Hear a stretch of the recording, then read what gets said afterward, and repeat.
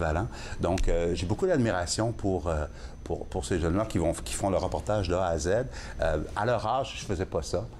Et je me demande encore avec le recul, comment j'aurais fait, moi? Est-ce que j'aurais été aussi bon? On n'avait pas les mêmes équipements aussi. Tout à fait, alors peut-être que c'est peut-être un petit peu... Ça n'enlève pas le stress de leur travail. Non. L'énorme quantité de travail qu'ils doivent compléter pour avoir le produit final. Mais en parlant du produit final, nous, on va voir les vidéos d'aujourd'hui qui sont d'environ 2 minutes 15, 2 minutes 45, dans ça. Ça, c'est ce qu'on voit. Mais comment est le long et le travail avant d'arriver à ce 2 minutes 15, 2 minutes 30, 2 minutes 45. Tout à fait. Et c'est comme ça pour beaucoup de reportages à la télévision, c'est-à-dire on est dans notre salon, on regarde le reportage à la télévision, on trouve ça bon, mais ça passe en 2 minutes et puis on se dit, bon, ça tombe du ciel. Ça a demandé des heures et des heures de travail. Dans le cas de nos étudiants, ils ont eu à peu près 1 mois et demi pour le faire. OK. Sur le marché du travail, il faudra qu'ils fassent ça en une seule journée. Et alors, tranquillement, bon, le premier, ils ont 1 mois et demi pour le faire. Le deuxième, 2 semaines. Et en deuxième année, bien là, ils devront le faire en une seule journée. Mais c'est beaucoup de travail. C'est des millions de petites choses. C'est bien cadrer sa caméra, avoir un montage dynamique, d'avoir un bon texte, d'écrire sur les images qu'on a tournées. Alors, c'est des millions de petites choses. C'est beaucoup de choses à retenir. C'est pas évident. Et si dans le reportage, on doit interviewer quelqu'un, est-ce qu'on a besoin aussi de coacher un tout petit peu cette personne-là? Parce que des fois, les gens sont très timides. Ils sont pas certains comment... Bien, je leur donne des trucs. Ça fait partie de leur boulot de convaincre les gens de passer à la télévision. Parce que ça, c'est pas tout le monde qui veut faire ça. Non, pas du tout. Et encore plus cette année, ces années-ci, parce que avant, l'étudiant pouvait aller faire un reportage et dire à l'intervenant, ça passe pas à la TV, c'est juste pour mon professeur. C'est juste en salle de classe. Et il y en a beaucoup qui ont réussi. Ils réussissaient comme ça. Maintenant, on peut plus faire ça. C'est pourquoi? Parce qu'on s'en vient ici? Oui, parce qu'on s'en vient ici. Et puis parce que les étudiants mettent ça sur YouTube, sur Facebook. Et ils ont beaucoup plus de pression. Ils ont un public maintenant avec les nouvelles technologies, avec les médias sociaux. Avant, l'étudiant faisait son reportage, mettait ça sur un DVD, montrait ça à ses parents ou à ses amis un samedi soir. Après ça, le DVD restait pour 10 ans sur la télévision. Oui, plein de poussière. Maintenant, les étudiants mettent ça sur Facebook. Et ils ont des commentaires. Ben oui, ils peuvent partager tout de suite leur talent et peut-être avoir du feedback qui peut aider. Ils ont des commentaires de leurs amis, de leurs parents. C'est beau, mon grand. Ou hey man, t'es super bon. Oui. Fait que, et là, maintenant, ils ont la pression du public. Fait que là, ils se disent, la prochaine fois, ça va être encore meilleur. Je vais vous impressionner. Ben écoute, nous, on va être impressionnés aujourd'hui parce que on a 10 reportages à montrer. Tu vas nous en parler 2 parce que 2 jeunes qui n'ont pas pu être ici aujourd'hui. Mais un par an, on va passer. On va leur poser quelques petites questions, à savoir aussi de leur cheminement. Et ensuite, on pourra regarder le reportage en entier du début à la fin. Excellent. C'est bon? Super. Bon, alors, ça veut dire que c'est le temps d'une toute petite pause. On va inviter Jamie Isabelle Quintanilla de s'asseoir avec moi et on commence avec elle. Reste avec moi.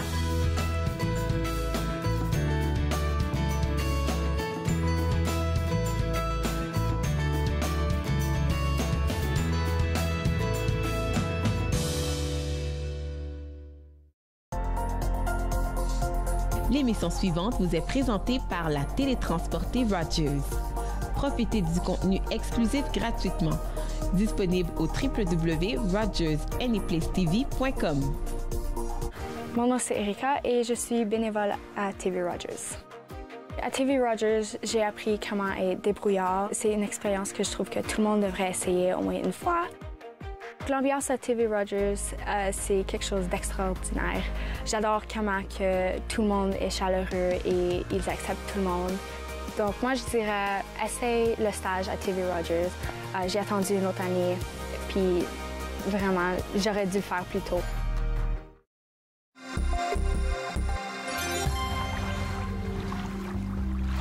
Les voies maritimes pour les bateaux motorisés, surtout ceux à fort tirant d'eau, sont habituellement démarquées par des balises. La plupart sont rouges ouvertes et peuvent être flottantes, ce sont des bouées, ou encore sur la rive, des balises d'alignement. Une autre signalisation importante, le drapeau de plongée. Cela signifie qu'une activité de plongée est en cours et que vous devez maintenir une distance d'au moins 100 pieds de cet endroit. Cette émission vous plaît? Vous pouvez vous en procurer une copie DVD en composant le 613-247-4601 ou en visitant le tvrogers.com.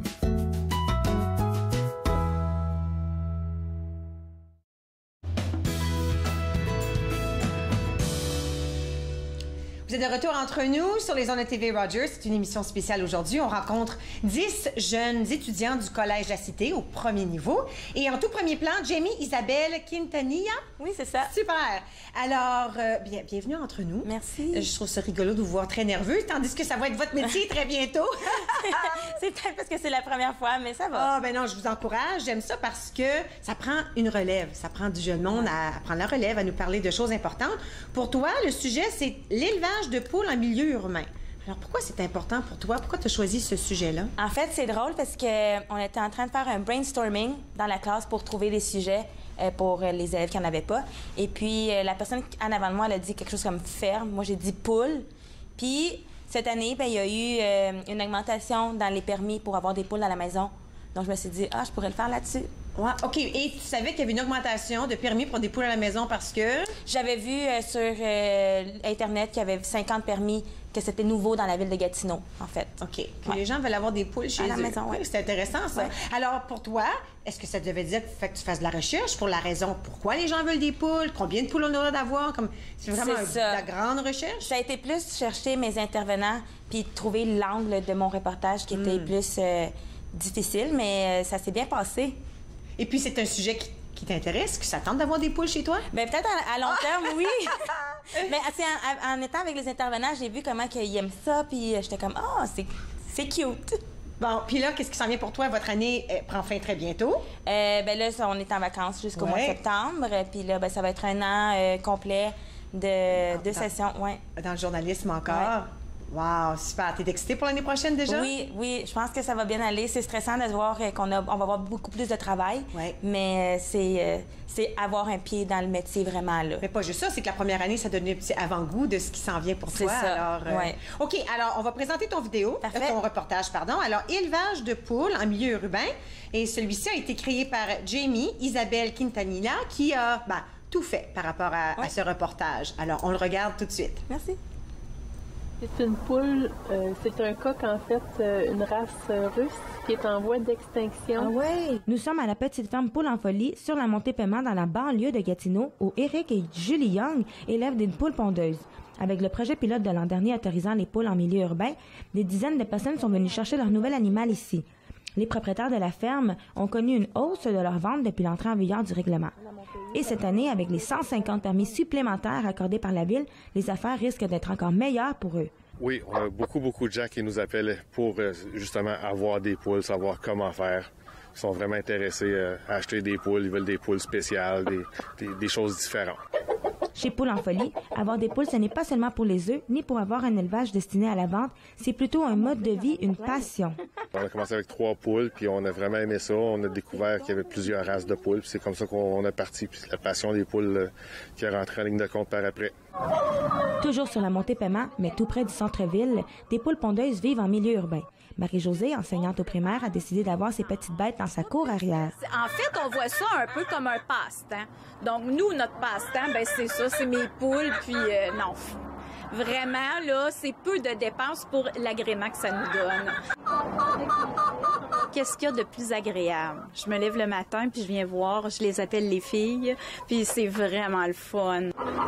Elle parle d'ailleurs régulièrement de ses poules à ses élèves. C'est la 2e année où on fait le projet d'éclosion, donc on a un incubateur dans notre classe. On en a un présentement là, qui est là. Ce que les propriétaires de poules à la maison apprécient le plus, c'est d'avoir le contrôle sur la qualité de leurs œufs. Ils peuvent donc obtenir des œufs frais de la part de poules bien nourries et bien traitées. Bien, c'est sûr que les poules à la maison, tu peux savoir exactement ce que ta poule mange. Quand tu vas acheter des poules à une ferme ou des œufs qui viennent d'une ferme, tu sais pas exactement c'est quoi que la poule est nourrie. Nourrie au grain, nourrie biologique. C'est toutes des choses que les gens peuvent avoir des préférences. On en profite, on en donne à nos voisins, à notre famille. C'est bien agréable. Cet autre éleveur du quartier Elmeux, Robin, trouve que tout le monde devrait avoir des poules. Il les considère comme des amis. I'm their best friend when I've got the shovel out there. Ben moi, je trouve en tout cas là, que tout le monde, ceux qui peuvent, là, c'est vraiment quelque chose à avoir à la maison. Elle va partir. À la question « Qu'est-ce qui vient avant, l'œuf ou la poule? » Dans ce cas-ci, c'est la poule. Ici Jamie Isabelle Quintanilla pour le Collège La Cité, Gatineau. On va passer des poules maintenant à l'église. Alors avec moi, David-Alexandre Vincent, bonjour. Bonjour Catherine. Toi aussi, étudiant en première année. Comment tu as trouvé ça, cette première année à la Cité, au Collège de la Cité? Ben moi, c'est quelque chose que je veux faire depuis longtemps, donc j'avais vraiment hâte de commencer. Puis je trouve, là, ce qui est le fun à la Cité, c'est qu'on embarque directement dans les projets. Là, on fait... C'est comme si on était un vrai journaliste, dans le fond. Dès le début? Dès le début, oui, c'est ça. Alors, pour toi, le thème, c'était « Programme pour rendre les églises plus populaires dans l'Est ontarien ». Oui, exactement. Ça, c'est tout un reportage parce écoute, à suivre les médias, on peut voir que l'Église, elle n'est pas aussi populaire. Elle n'a pas la même place qu'elle avait dans le temps de nos parents, nos grands-parents, et puis là, quand on recule... Oui, bien c'est justement là où est venue mon idée de reportage, c'est que je cherchais de quoi d'original, puis dans les médias, on parle justement du déclin des églises.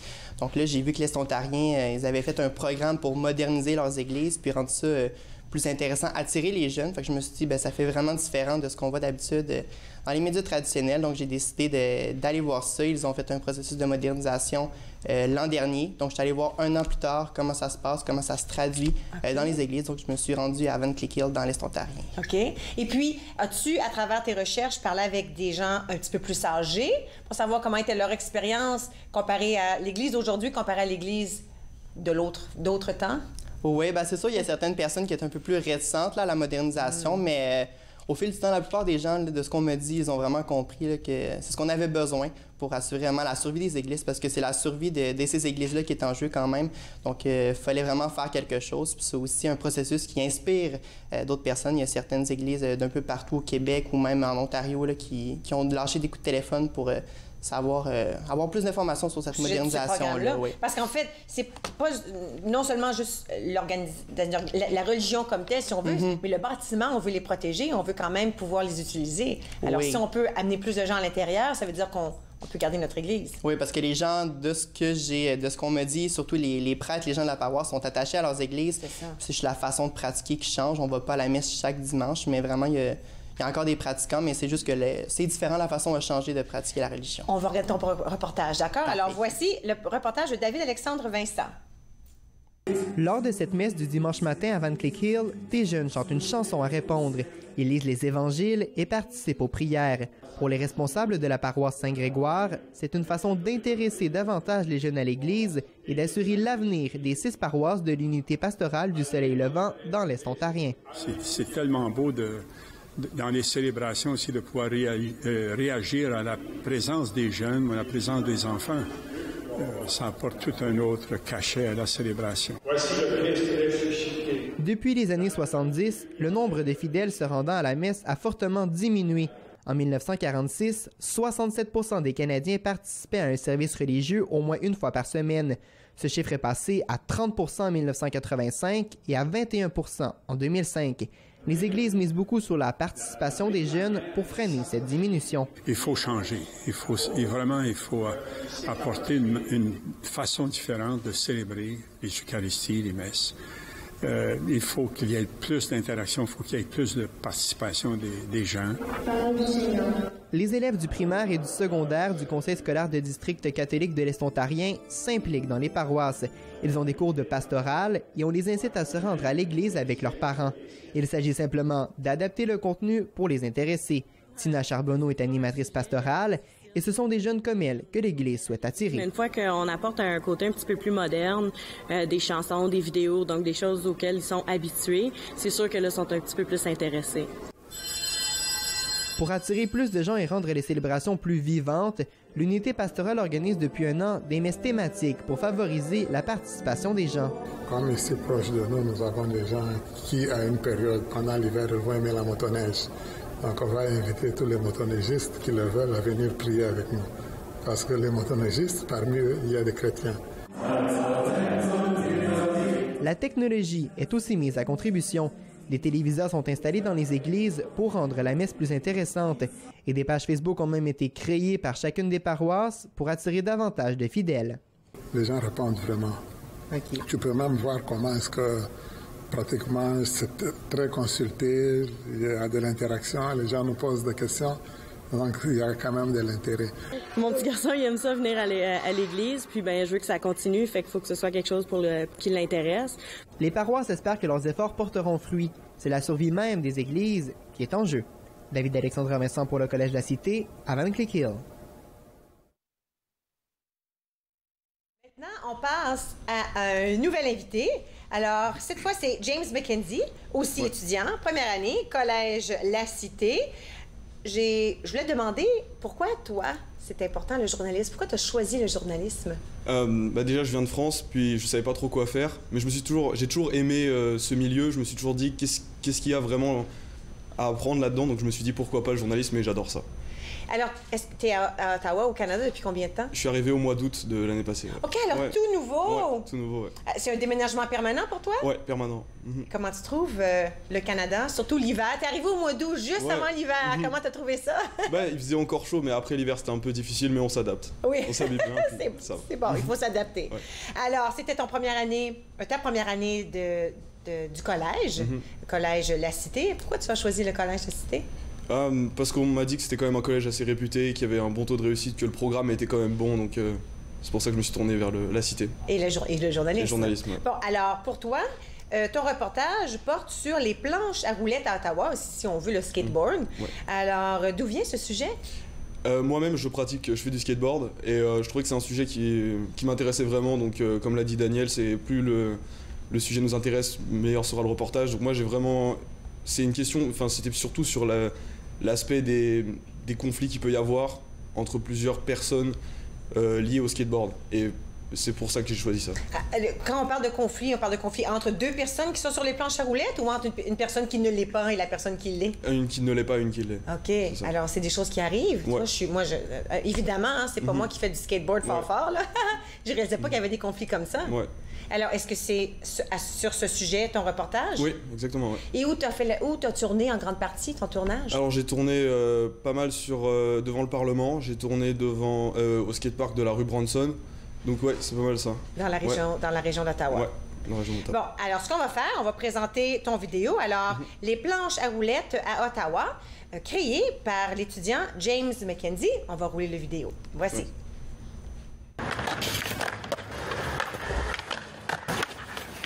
C'est dans ce skatepark extérieur de la rue Branson à Ottawa que les jeunes planchistes se retrouvent pour partager leur passion. L'accès gratuit à cette infrastructure permet à ces jeunes de s'envoler en effectuant des figures spectaculaires. Aujourd'hui, la météo est propice à la pratique du skateboard, mais ce n'est pas toujours le cas. Mais dès que la neige pointe le bout de son nez, les skateurs sont forcés de trouver un espace intérieur ou de ne pas pratiquer pendant l'hiver. À Ottawa, il n'y a pas de parc intérieur pour les planchistes, et cela frustre un bon nombre d'adeptes de la planche à roulettes. Faire du skate en hiver à Ottawa est impossible.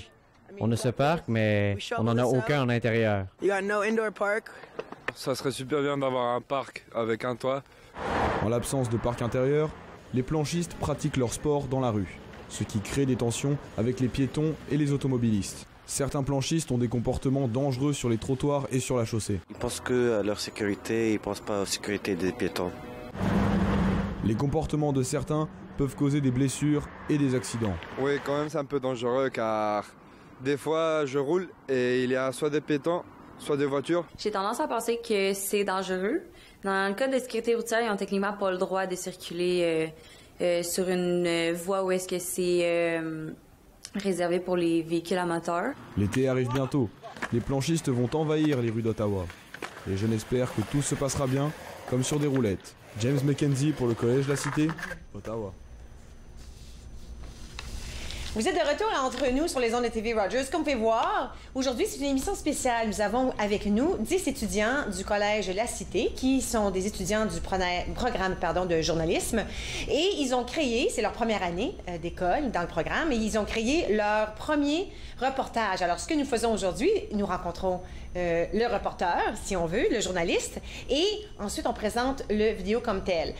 Julien Coderre ne pouvait pas être ici aujourd'hui, mais je crois que nous l'avons au téléphone. Julien?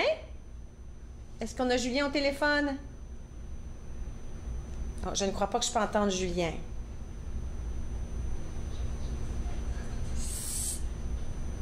Non, j'entends toujours pas Julien. Peut-être que M. Tremblay pourrait nous parler du projet de... J'arrive. Si jamais il arrive, on pourra lui donner la parole. Tout à fait. OK.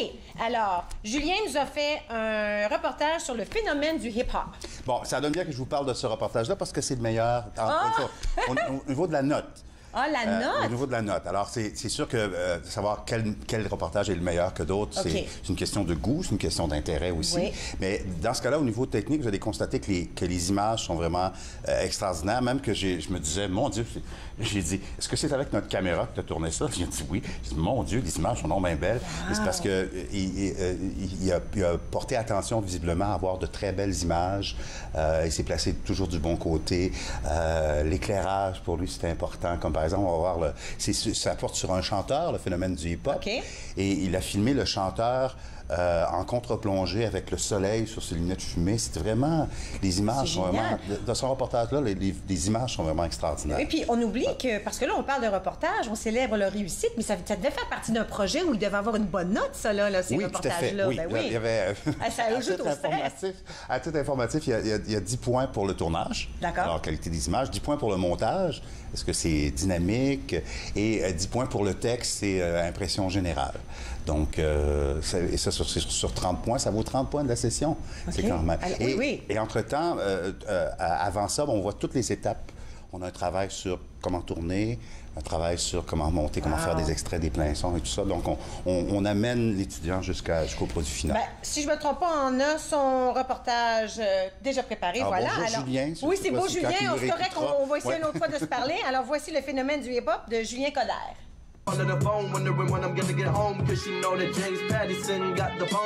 Il rappe, il chante et il produit ses chansons.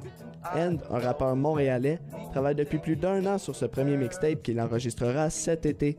Un mixtape, c'est un album que les artistes produisent pour se faire connaître sur les plateformes numériques, sans être nécessairement signé par une compagnie de disques. Une belle façon de gagner en visibilité. Intitulé The End of the Beginning, le projet parle des expériences personnelles de End, comme ses accomplissements, ses amours, ses échecs et ses déceptions. Aujourd'hui, on a beaucoup de musique qui ne représente pas vraiment la culture.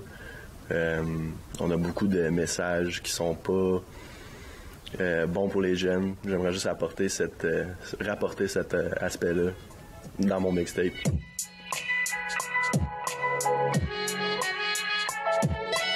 Tout fin seul dans son aventure, End aime avoir un contrôle total sur sa musique, question d'offrir à ses fans un contenu authentique.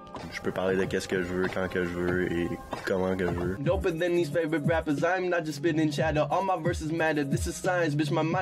Et afin de rendre ce projet rentable, le rappeur montréalais fait confiance aux réseaux sociaux. Si tu rapportes beaucoup de monde sur ton Instagram, c'est sûr que ça peut être rentable si tu as un site web avec du linge, ta musique en général. Fait que, ouais, ça peut être rentable avec les réseaux sociaux, donc on essaie de l'utiliser beaucoup.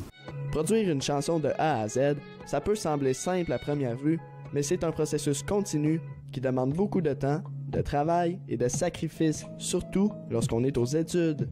J'ai une chanson qui s'appelle What You Say. Tu vois, le beat, il nous avait pris à peu près 2 heures à faire. Le texte m'avait pris à peu près 1 heure. Puis ensuite l'enregistrer, ça nous a pris un autre 2-3 heures comme il faut. Depuis qu'il a commencé à s'investir dans cette passion, End peut compter sur le soutien de sa sœur, une des personnes les plus chères à ses yeux. Elle se dit d'ailleurs très fière de voir son frère faire ce qu'il aime. Moi, je pense que mon frère il est vraiment inspirant, puis le fait qu'il suit ses rêves, ça me rend vraiment fière, puis je vais le supporter à 100% dans ses futurs projets musicaux. J'aimerais ça devenir quelqu'un que le monde y peut écouter quand ils ont des problèmes, quand ils veulent se référer à une situation, parce que je parle beaucoup de mes expériences et mes amours et tout ce qui m'affecte dans le monde. Reste à voir si End saura bouleverser la tendance du gangsta rap qui propose des textes à caractère violent. Comme son nom le souligne, End signifie la fin du mauvais pour le bon.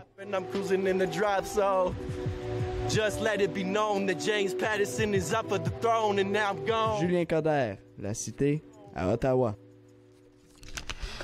OK, ça c'était bien fait. On a fait le ralenti ensemble. Oui. La finale, là. C'est encore là, cool. la finale. La finale, c'est important. C'est ça, on l'a dit tantôt. C'est, comment un de mes amis journalistes disait, la finale, c'est le cadeau que tu donnes aux téléspectateurs pour le remercier d'avoir écouté ton reportage jusqu'au bout. Wow! En tout cas, c'était bien fait celui-là aussi. Maintenant, Kenza, elle a dit, elle n'est pas ici.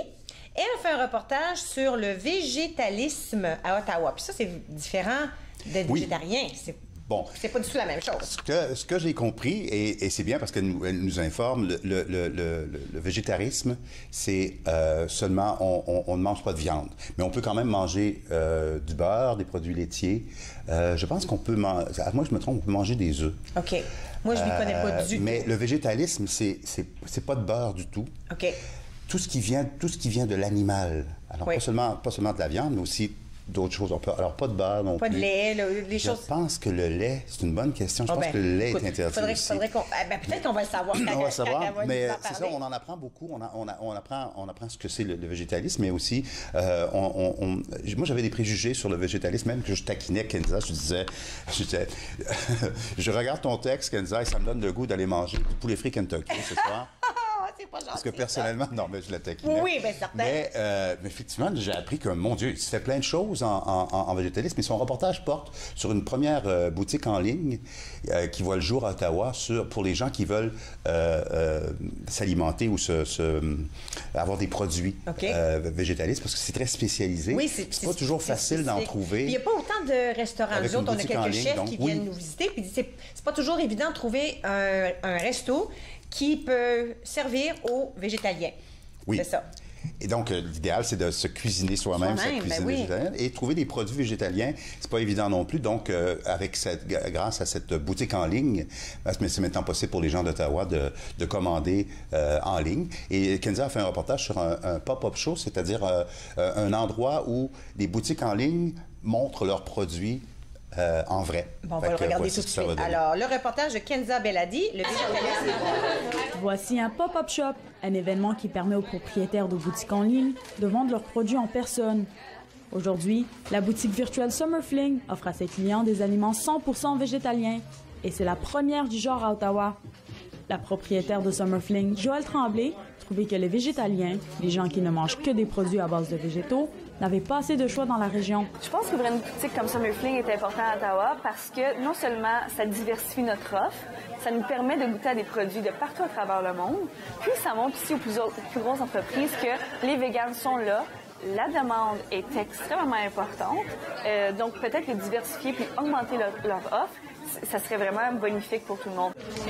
Plus d'une centaine de personnes sont venues découvrir les produits offerts, dont des fromages végétaliens, des substituts de viande et même des friandises végétaliennes, comme des bonbons à base de plantes, sans graisse animale et des chocolats. Ils ont même pu y goûter grâce aux échantillons qui étaient présentés. C'est rare de trouver beaucoup d'options sans produits laitiers. On y retrouve de tout, c'est bien. C'est une bonne idée aussi parce que moi, je suis allergique au lait, alors c'est très bon pour moi. C'est délicieux, c'est bien d'avoir accès à des aliments qu'on ne peut pas trouver dans les boutiques ici à Ottawa encore. Depuis 10 ans, le mode de vie végétalien chez les Canadiens a explosé. 2,3% de la population canadienne suit une diète végétalienne à base de plantes, en plus des 7% des Canadiens qui sont déjà végétariens, soit des personnes qui consomment des œufs et des produits laitiers. Ne manger aucun aliment provenant d'animaux gagne en popularité, mais les préjugés existent encore. Les défenseurs du végétalianisme assurent que ce mode de vie est sans danger. Un régime végétalien est totalement sain pour le corps. Si vous pensez à ce qu'on connaît de la nutrition, on nous dit de réduire nos graisses saturées, notre cholestérol et d'augmenter notre consommation de grains entiers et de fruits et légumes. Quand on enlève les produits animaux, on fait tout ça. On enlève la graisse saturée et le cholestérol et on consomme plus de fruits et de fibres. C'est sûr que le végétalianisme, que je dis tout le temps, c'est une diète extrêmement santé qui n'a aucun effet négatif. Par contre, les Oreos, c'est aussi vegan. Donc, si je mange 4 paquets d'Oreos par jour, c'est sûr que je vais avoir des carences. C'est comme toute diète, comme tout régime, il faut être extrêmement bien balancé. En tout cas, le végétalianisme est tellement populaire qu'il permet à Joëlle de rentabiliser sa boutique en ligne. Elle prévoit même faire des pop-up shops un peu partout au Canada. Kenza Beladi pour le Collège La Cité, à Ottawa. Incroyable. Alors, on le sait, la réponse maintenant. Rien du tout d'un produit animal, uniquement des produits de la terre, produits de la terre, si on veut. Maintenant, on passe à notre prochain étudiant, Corinne Viau, Bonjour. Bonjour. Une autre étudiante première année au Collège La Cité. Pourquoi tu as choisi le Collège La Cité? Sincèrement, à peu près comme 3 mois avant les inscriptions, je me suis rendu compte que les sciences, c'était pas pour moi. Au début, tu croyais te rendre dans les sciences? Oui, je voulais aller en ergothérapie ou en médecine, puis je me suis rendu compte, pas du tout, ça marche pas. Alors, j'ai réfléchi sur moi-même puis sur mes compétences, puis je me suis rendu compte que la communication, c'était quelque chose dans laquelle j'avais de la facilité. Donc, j'ai décidé, pourquoi pas, journaliste. J'ai regardé les programmes, j'ai vu La Cité, j'ai vu que c'était concret, j'ai vu qu'on rentrait tout de suite dans le métier, ça m'a accroché, j'ai appliqué. Incroyable. Alors, dès que tu as commencé ton année, est-ce que ça commence tout de suite l'apprentissage dans toutes les choses qui t'intéressent? Oui, sincèrement, moi, c'est ça que j'aimais, c'est que directement, on nous apprenait les bases précises, on écrivait des précèdes, on écrivait des petites choses comme ça qui nous apprenaient justement les bases journalistiques. C'était vraiment intéressant. Alors, pour toi, une fois que tu auras terminé, c'est un programme de 2 ou 3 ans? 2 ans. Il nous reste juste une année. Il reste une année. À la fin de cette année, qu'est-ce que tu aimerais voir? Sincèrement, je pense que j'aimerais beaucoup me diriger vers la télévision. Ce reportage-là m'a beaucoup aidé à réaliser ça. Mais je pense que j'aimerais continuer vers l'université pour un peu me spécialiser, peut-être plus côté anthropologie, études des humains, des choses comme ça. Je suis pas encore certaine. Incroyable. Mais... J'aime que tu n'as pas fini. Tu n'as pas fini d'apprendre. Et écoute, c'est pas facile de décider ce qu'on veut faire dans la vie. Ton reportage, légalisation du cannabis, sommes-nous prêts? Exactement. Qu'est-ce qui t'a amené à ce sujet? Bien, sincèrement, c'était pas mon premier sujet. Je m'étais dit, je vais pas me diriger vers les grands sujets à la Radio-Canada. Je vais plutôt aller à un petit événement tranquille. Mais ce premier événement-là m'intéressait pas. J'ai laissé tomber. Je me suis redirigée vers la légalisation du cannabis. Au départ, je voulais aller parler aux narcotiques anonymes. Ça n'a pas fonctionné. On se retourne de bord. Plan C, je me suis tournée sur les différents aspects de la société qui sont pas prêts à accueillir la légalisation. La raison que ça a été repoussé en août. Alors, on le regarde tout de suite. C'est beau? On y va. Des centaines de personnes ont fumé du cannabis ce vendredi sur la colline du Parlement pour le 80. Une protestation en faveur de la légalisation de la marijuana. Le Sénat étudie actuellement le projet de loi. Les Canadiens sont-ils prêts à la légalisation du cannabis? Même ceux qui en fument trouvent qu'on devrait d'abord mieux informer les jeunes des dangers de la marijuana. Il faut vraiment qu'il y ait des bonnes campagnes parce que c'est pas bon pour les jeunes, puis c'est vrai. Comme, faut attendre le plus longtemps possible avant que tu consommes. Comme, j'ai commencé à fumer avant d'être majeur, puis pour vrai, je le conseillerais pas à tout le monde parce que c'est pas fait pour tout le monde de fumer. Le monde de la santé est aussi inquiet. On crée les conséquences de la légalisation sur la santé mentale des Canadiens. Une des grosses préoccupations, c'est vraiment le fait que la consommation abusive de cannabis, donc le THC, l'élément qui est psychoactif dans la substance, pourrait être un des éléments déclencheurs au niveau de troubles de santé mentale, quand on parle, par exemple, peut-être la schizophrénie. C'est que sans démoniser la substance, faut pas la banaliser en disant « Ah, parce que c'est légal, c'est sans danger ». Chez les assureurs, on n'est pas encore prêt à accueillir la nouvelle loi. La légalisation du cannabis entraîne toutes sortes de flous quant à la responsabilité professionnelle, l'assurance travail et l'assurance automobile. Les compagnies d'assurance songent présentement à charger aux fumeurs de cannabis les mêmes frais qu'à ceux qui fument la cigarette. On va lui charger une prime d'assurance qui est comme s'il fumait du tabac. Et ça, c'est une erreur parce que le tabac n'a pas du tout le même effet que le cannabis. Alors, il prend un peu de cannabis, la quantité reste à déterminer. Sa prime d'assurance va augmenter de 30, 40, 50 et ça peut aller jusqu'à 100 %.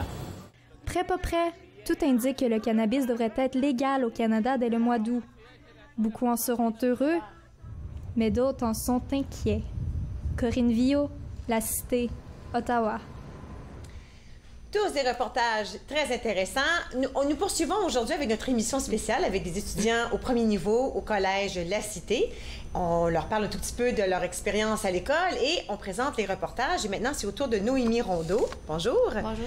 Alors, toi aussi, La Cité, première année, comme j'ai demandé à tes collègues, c'était pourquoi La Cité? Pourquoi c'était bon pour toi? En fait, c'était vraiment d'aller vers une école qu'on pratique vraiment, qu'on utilise le matériel, puis qu'on s'imprègne vraiment là, comme si on était un vrai journaliste, vraiment apprendre à travailler, à rencontrer les gens, à utiliser les méthodes que Daniel nous apprend pour faire vraiment des beaux reportages, puis des beaux articles, puis que ça soit vraiment, là, ça reflète vraiment bien le métier de journaliste. Depuis quand est-ce que tu sais que le journalisme t'intéresse? Depuis environ 1 an, j'ai décidé que j'aimais vraiment ça, la communication. Puis quand je regardais les nouvelles, je trouvais que c'était vraiment quelque chose que c'était quelque chose qui me passionnait vraiment, d'informer les gens, puis de connaître tout sur la société, puis vraiment livrer une belle information, puis faire des beaux reportages. C'est du beau travail, puis ça donne souvent des beaux résultats. Est-ce que c'est aussi facile que ça n'a l'air quand on le regarde à la télé? Pas vraiment. C'est vraiment beaucoup de principes qu'on pense que c'est facile, prendre des belles images. Parler aux gens, des fois, on connaît pas. Des fois, on peut être gêné un peu quand on arrive sur notre plateau de tournage. C'est des gens qu'on connaît pas. C'est vraiment de se mettre à l'aise. Puis les personnes, les intervenants qu'on interviewe sont vraiment souvent très accueillants. Puis pour moi, ça a vraiment été facile, là, vraiment, d'avoir une approche là, avec mes intervenants. Ben, écoute, toi, tu nous présentes un champion de badminton d'Ottawa. Oui. C'est ça? Oui. C'est quelqu'un que tu connais? Non. Non. J'ai contacté là, un directeur de complexe sportif qui s'occupait du badminton, puis c'est ça, il m'a mis en contact avec Gabriel Brie, donc c'est avec lui là, que j'ai fait le reportage. Super, alors nous allons regarder le reportage de Naomi Rondeau, un champion de badminton d'Ottawa. Gabriel Brie, 17 ans, évolue depuis les 5 dernières années au sein du club de badminton. Je suis spécialisée d'Ottawa. Après avoir remporté une médaille d'argent il y a quelques semaines à Toronto, il fait partie des meilleurs joueurs de l'Ontario. Il attribue une partie de son succès à son entraîneur Stéphane Gaumont, avec qui il s'entraîne depuis plus de 5 ans. Chaque année, grâce à lui, je suis devenu meilleur. Donc, quand il me donne des avis pendant que je suis en train de jouer, bien là, après, là, j'y suis. Puis, souvent, ça me permet de devenir meilleur. Puis, je fais mieux durant mes compétitions. Le badminton demande plusieurs qualités sportives, comme la rapidité, l'agilité et surtout de la technique. Gabriel peut compter sur l'appui et les précieux conseils de ses parents qui ont eux-mêmes joué au badminton quand ils étaient plus jeunes. Peu importe les résultats, sa mère est fière de le suivre lors de ses compétitions et de pouvoir le supporter dans la pratique de son sport. Ça m'intéresse beaucoup. C'est sûr que je vais pas mal à tous ces tournois, souvent parce que c'est moi qui fais le transport aussi. Là. Mais non, c'est ça, oui, c'est super important pour moi de le supporter. Tant qu'il va vouloir le faire, je vais être là pour l'encourager. Son entraîneur aussi n'a que de bons mots à son égard. Et dimanche matin, même chose, il doit conduire 3 heures pour venir s'entraîner. Donc on s'entraîne 2 heures de temps, puis il passe plus de temps sur la route que le temps d'entraînement. Maintenant, c'est un joueur sommé qui atteint des très hauts niveaux. Donc je suis vraiment fier de lui, de son niveau d'engagement. Gabriel compétitionne non seulement en simple, mais également en double avec son meilleur ami. Il est positif. Si je manque un coup, s'il manque un coup, c'est jamais dramatique. Il est toujours prêt pour le prochain échange, il regarde vers l'avant, donc c'est toujours bien. Pour l'an prochain, Gabriel Brie a un objectif bien précis. Réussir à se tailler une place dans une équipe de niveau universitaire. Mes objectifs sont surtout de devenir meilleur comme joueur, puis de peut-être pas me fâcher quand je joue, mais pour l'année prochaine, j'aimerais jouer pour l'équipe de U-Ottawa. Au Canada, on estime que plus d'1,5 million de Canadiens pratiquent le badminton de façon récréative, un sport plus populaire qu'on pourrait l'imaginer. Naomi Rondeau pour le Collège de la Cité, à Ottawa. Bravo, super beau reportage, Noémie. Maintenant, c'est au tour de Samuel Gosselin-Bélanger. Un peu différent pour toi parce que tu étais déjà aux études et par la suite, tu t'es ramassé au collège. Raconte-nous un peu ton histoire. Oui, c'est ça. Donc, je proviens de l'université, en fait, de l'Université d'Ottawa. Donc, le programme est conjoint avec la Cité collégiale. Donc, le programme, c'est le journalisme numérique. Donc, c'est ça. C'est 2 ans et demi de côté plus technique, donc plus la matière. Ça, c'est à l'université. En plein ça. Donc, et après, on se dirige à la Cité collégiale pour le volet plus pratique pour compléter le baccalauréat, en fait. Et puis, entre les deux, quand tu parles de ce qui est numérique, plus c'est texte, si on veut, et là, l'apprentissage où tu manipules les choses, tu le fais toi-même, la créativité, est-ce quelque chose que tu préfères le plus? Je dirais que j'aime beaucoup plus le côté plus pratique. Ça nous plonge, en fait, dans le domaine du journalisme. Donc, j'aime plus ce volet-là. Alors, toi, ça fait longtemps d'abord que tu sais que tu allais dans le journalisme, puisque tu as déjà fait 2 ans d'université. Oui, depuis que je suis tout jeune, en fait, j'ai toujours voulu être dans le domaine des communications, que ce soit à la radio, à la télévision ou même à l'écrit. Donc, j'ai toujours baigné aussi dans le monde des communications.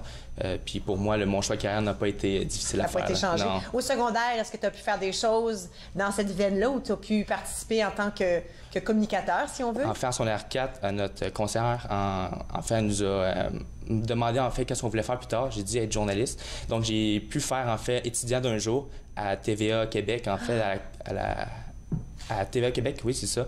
Donc, j'ai vraiment aimé ça. Ça m'a permis aussi de réaffirmer aussi mon intérêt envers le journalisme. Ça devait être une belle expérience parce que ça te permet d'être dans le jus, comme on dit, d'y être et de voir de tes yeux là, tout ce qui se passe et de tes oreilles, si on veut. Oui, ça roule beaucoup. Donc, on voyait plein de belles choses aussi. Rencontrer les personnes qui, en fait, on voit derrière la télévision, puis maintenant qu'on voit face à face, c'est intéressant. Là.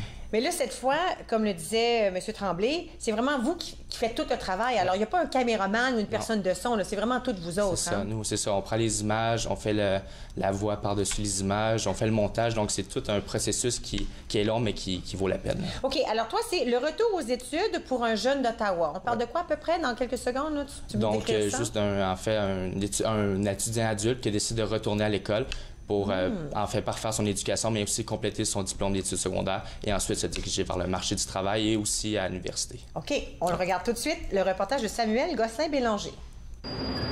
L'heure a sonné pour Marc-André Haché, employé du multiluminaire du quartier Gloucester à Ottawa. Le jeune de 25 ans est retourné aux études au mois de janvier, 8 ans après avoir décroché du secondaire. J'ai décidé de ne pas aller à mes examens finaux.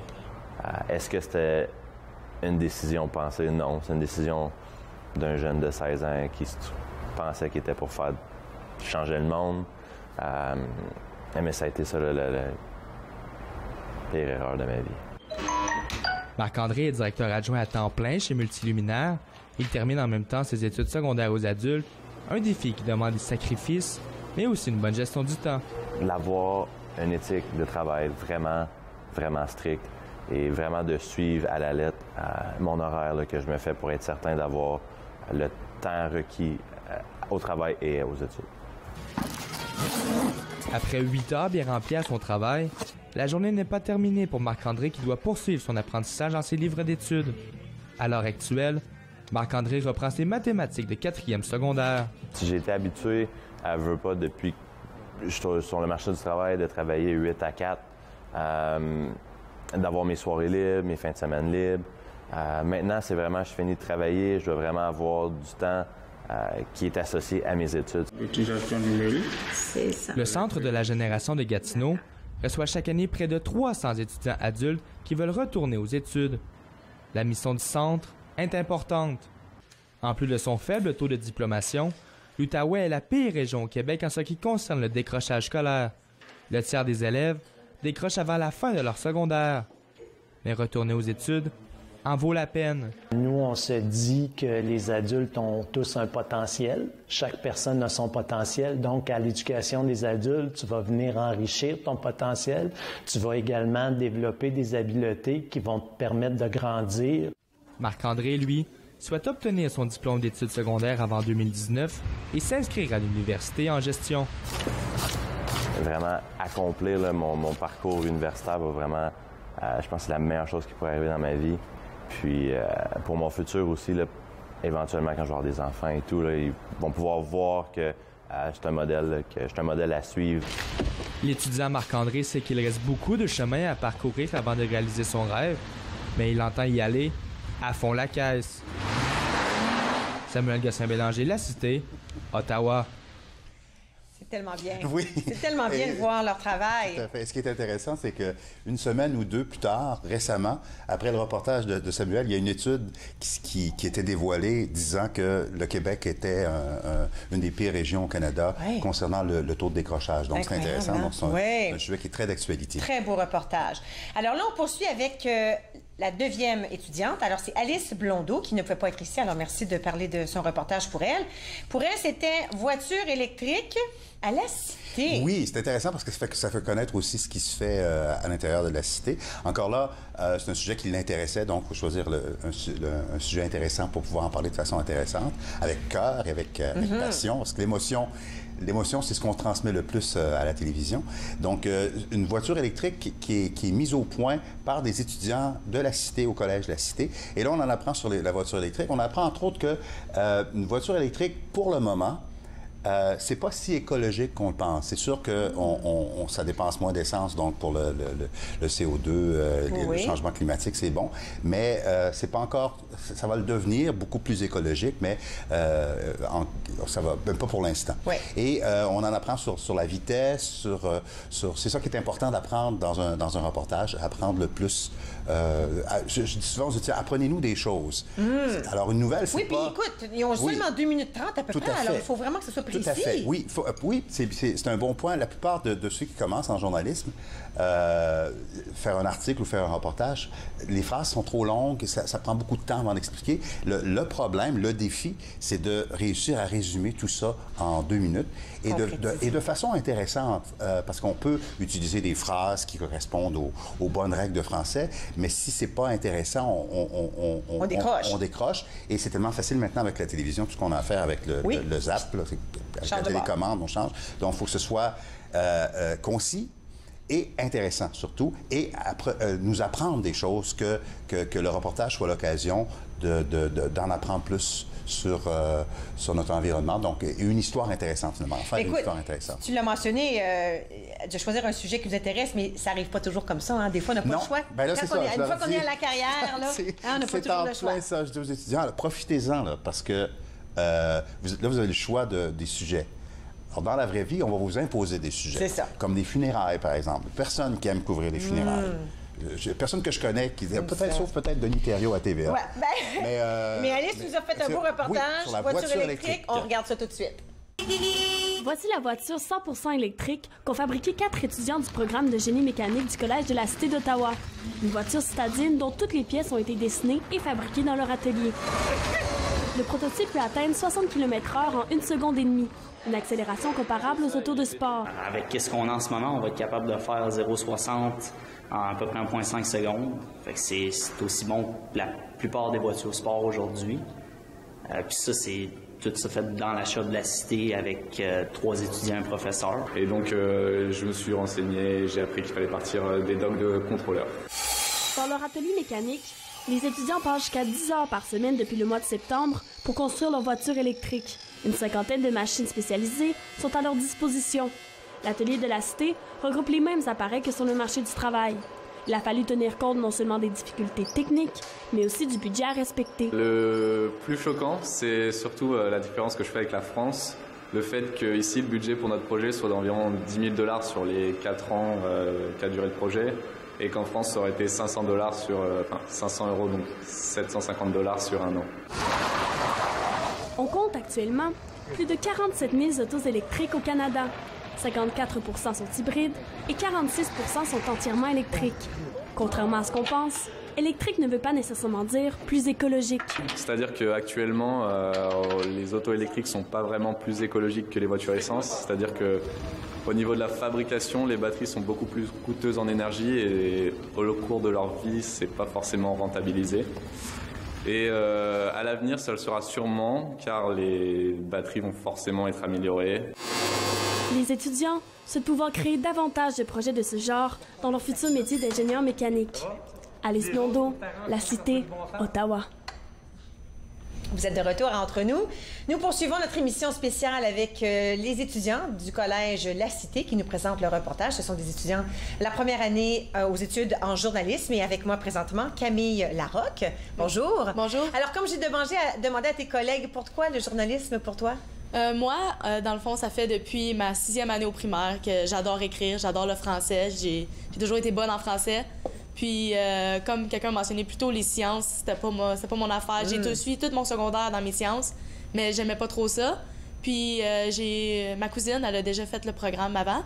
Puis, elle m'en avait parlé en bien, donc j'ai dit pourquoi pas. À la Cité, au Collège de la Cité? Oui, elle a fait au Collège de la Cité. Oui, puis elle m'en avait parlé, ça faisait longtemps. Donc, ça faisait longtemps que j'avais déjà mon idée de fait que je m'en venais en journalisme. Et puis, est-ce que c'est exactement comme tu croyais que c'était pour être? Oui, c'est même encore mieux. Oui, mieux? Oui, je peux pas demander. Je pensais pas que ça m'aurait autant aidé, puis autant amélioré mon français, puis tout ça. Donc, oui, ça m'a vraiment beaucoup aidé, puis c'est encore mieux que j'imaginais. Y a-tu quelque chose qui t'a surpris? As-tu appris quelque chose, une chose que tu dis, waouh, j'aurais jamais pensé à ça? Je dirais apprendre à monter aussi vite. Moi, c'était ma phobie quand on a commencé l'année. J'ai dit, oh non, monter, ça va être l'enfer, je serai jamais capable. Puis finalement, ça a super bien été, puis j'aime vraiment ça, puis c'est ça, ça est venu vite pour moi. Mais là, toi, tu nous as fait un reportage au sujet d'un cours de danse pour autistes à Castleman. Oui. Et puis, ça te touche particulièrement? Oui, donc moi, je danse ça fait 7 ans, depuis l'ouverture du studio à Castleman, je danse avec eux. Donc pour moi, ces jeunes-là, c'est un peu comme ma famille, dans le fond. Je les connais, ça fait longtemps, donc... puis c'est la première année aussi qu'ils en offrent. Donc, c'est ça, moi, je connais ces jeunes-là. J'ai déjà remplacé les enseignantes pour ces jeunes-là. Donc, pour moi, elles sont vraiment touchantes. Incroyable. Alors, nous allons regarder maintenant le reportage de Camille Larocque au sujet de cours de danse pour les autistes à Castleman. Regardez. Les jeunes autistes de l'Est ontarien ont maintenant un endroit pour exploiter leur talent. Le studio Alex Dance, situé à Castleman, leur offre maintenant des cours de danse pour développer leurs habiletés sociales. Alex Dance est le seul studio de la région à offrir des services de ce genre. La musique et la danse permettent de stimuler la motricité fine et globale des étudiants, tout en améliorant leur fonction sensorielle, souvent altérée par leurs conditions. Les parents voient aussi une grosse différence face à ce qu'ils viennent à un cours de danse, avoir une routine, puis avoir de l'activité physique durant la semaine, ça les aide beaucoup au courant de la semaine à l'école ou peu importe dans les autres activités. Parce que je ne danse avec mes amis. T'aimes ça danser avec tes amis? Oui. It's about the rhythm of the foot. It's about the rhythm, the passion dancing. It's about fancy footwork. 5, 6, 7, go! Pour les enseignantes et leurs assistantes, enseigner à ces jeunes est une source d'inspiration. Je trouve ça le fun d'enseigner ces jeunes-là parce que c'est le fun qu'eux aussi aient une chance de faire comme qu'est-ce qu'ils aiment dans la vie.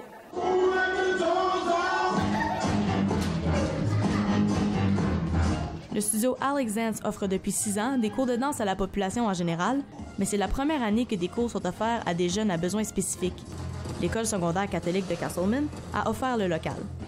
Avec cet ajout, la directrice du studio, Alexandre Lafrance, veut démontrer que ses élèves à besoins spéciaux ont des passions et des talents comme toute autre personne. Ils sont vraiment attentionnés et affectifs, donc ils arrivent toujours le gros sourire aux lèvres, prêts à danser, donner leur maximum. Ils viennent, ils ont du plaisir, puis ça, c'est le plus beau cadeau qu'ils peuvent pas nous faire pour les professeurs. Oui, ça fait longtemps que je danse. Oui, puis t'aimes vraiment ça, hein? Oui.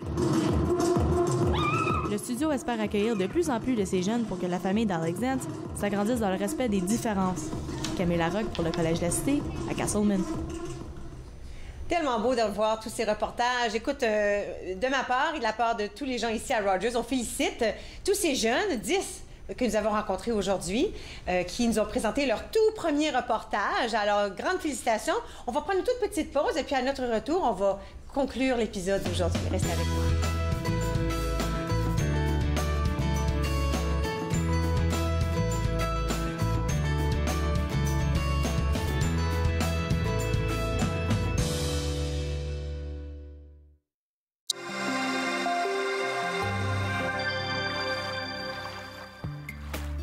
Pour manœuvrer correctement votre kayak, la posture de votre corps est un facteur très important. Tenez-vous bien droit et détendez vos épaules. C'est le torse qui accomplit la tâche. Les bras et les épaules transmettent votre énergie et votre force vers la pagaie. Assurez-vous de faire pivoter votre torse et évitez de trop courber les poignets, ce qui pourrait provoquer des tensions inutiles. Le doigt avant prendre conscience de sa mission, mais c'est pas tout le monde qui voulait l'exercer, la fameuse mission. Être franco-ontarien, lutte, combat, éditoriaux. Vendredi 15h30 sur TV Rogers. Family, it's just extremely important. People move around. Connected for Success has just made it so much easier. For the longest time, I was on cloud 9. It connects you to family. It connects you to the outside world, and it makes you feel connected to the community. It was a whole new experience. You realize then how much you missed out. In fact, connect is my favorite word now. I love that word. It keeps me out of trouble.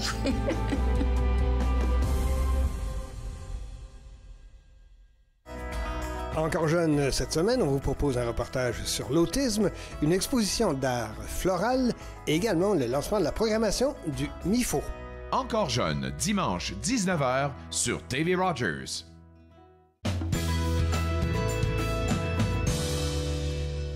Vous Vous êtes de retour entre nous sur les ondes de TV Rogers. Écoute, monsieur le professeur, est-ce qu'on est fiers? Je suis sûr que c'est la question de la je suis très fier. Oui, hein? Je suis très fier. Je pense qu'on peut s'applaudir. Oui, on s'applaudit, absolument. Et non, pour moi qui est professeur puis qui a un peu le nez collé sur la fenêtre, tu sais, je vois les défauts, là, je donne des conseils, donc la prochaine fois de ça. Mais en revoyant les reportages, je me disais...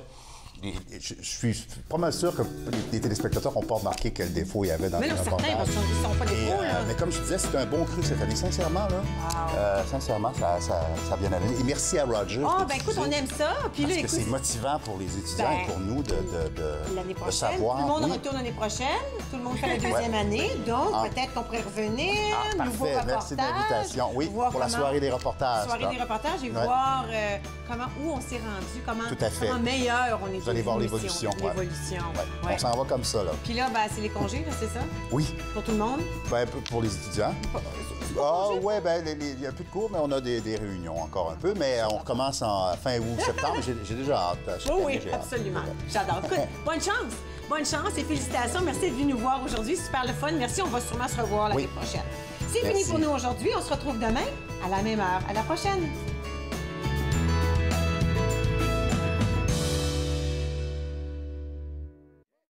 Faites-nous part de vos commentaires en composant le 613-521-2323 par courriel sur Facebook et Twitter.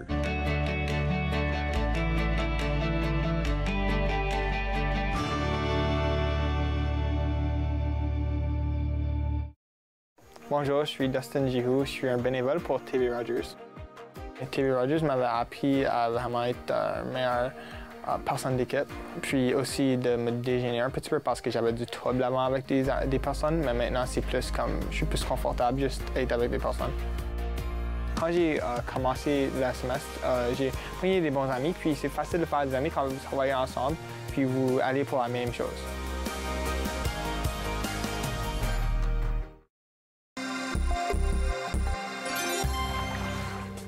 Un gilet de sauvetage ou un vêtement de flottaison individuel bien ajusté gardera l'utilisateur bien à flot, mais il importe de choisir la bonne taille. S'il est bien ajusté, il ne devrait pas se soulever au-delà du nez ou des oreilles de l'utilisateur. Habituellement, pour le VFI gonflable, la taille est unique. Lorsqu'il est endossé, il importe de desserrer au besoin les courroies pour permettre un gonflage adéquat du gilet.